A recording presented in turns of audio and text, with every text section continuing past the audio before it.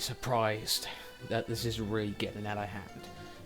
Also, the footage I'm recording is me on the menu trying to join Hightower, because I saw a couple of videos from a few YouTubers explaining the hacker problem, or more of the lag bar problem, and apparently Hightower was one of them, and there's 2 instances I've tried to get in where it's just stuck on receiving client-side information.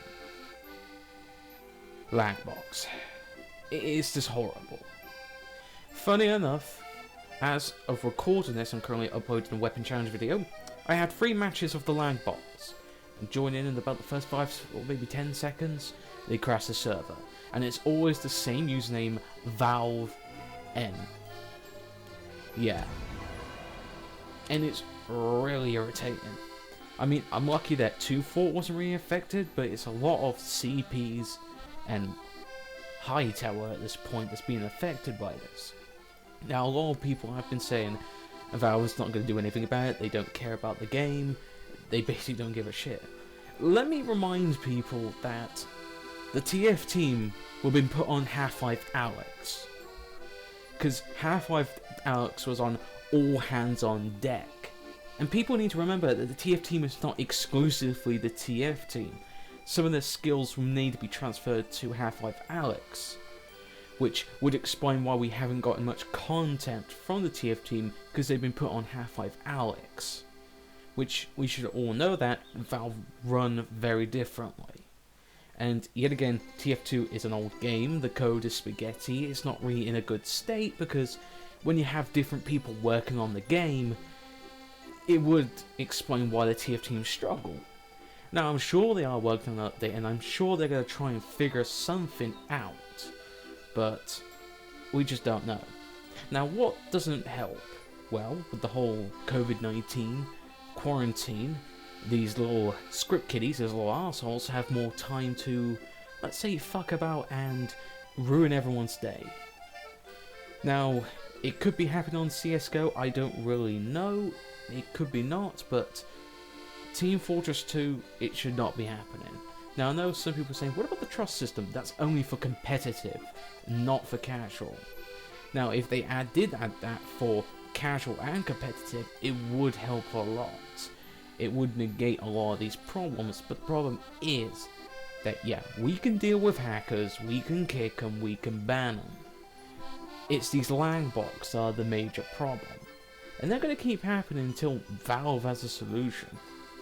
Now yes, you can shit on the TF team, you can have a go at Valve, and yes, they have done bugger all for the game. Some parts of the company has improved. For example, Dota Underlords, they've done quite well, and if CSGO, Dota, unfortunately Team Fortress 2, we haven't seen that, and let's hope they transfer the new behaviour, communicating more, or hell, being more interactive with the community, like they've done with those games, to TF2. But will that happen? That is an issue. And the problem is, we have no way of communicating with the TF team. Well, technically speaking, we could send them an email, but we'll probably never get a reply.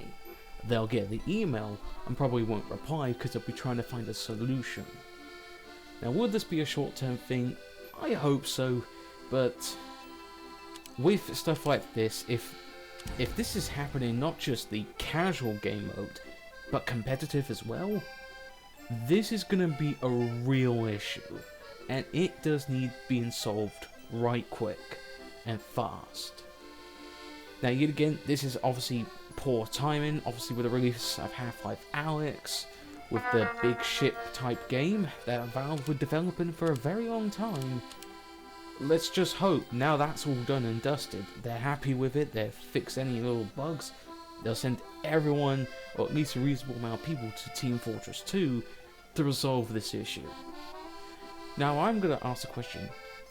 Are there lag bots in Dota 2 CSGO? If not, then obviously this could be a TF2 exclusive problem. And for these people doing these lag bots, they're scum. They got really nothing better to do than ruin everyone's day, and they're going to kill the game. Well, they might do, but this is just scummy. oh, I'm gonna go ahead and crash a server because I don't give a fuck, because there's nothing to keep me entertained. Well, it doesn't help if you ruin everyone's day. It's bad enough when you're doing it in the casual, it's worse when you go into community servers. And how immature you gotta be to put a racist slur in your username. Kinda scummy. But with that said though, I have no ideas of how this can be solved. I do know and I do believe Valve will do something about it. They have to. They make money from Team Fortress 2 and they keep adding new cosmetic stuff from the community, so they will have to do something about it. They can't just leave it. Unfortunately, because this is a direct issue, and it is a direct problem that needs sorting out as soon as possible, compared to, let's say, the hackers or the blooming catbot instances. At least they can be dealt with. But the lag bots, on the other hand, they're a completely different story. And just by joining a game, not even picking a team, they crash the server. And the problem is, you won't be able to report them, which is even worse.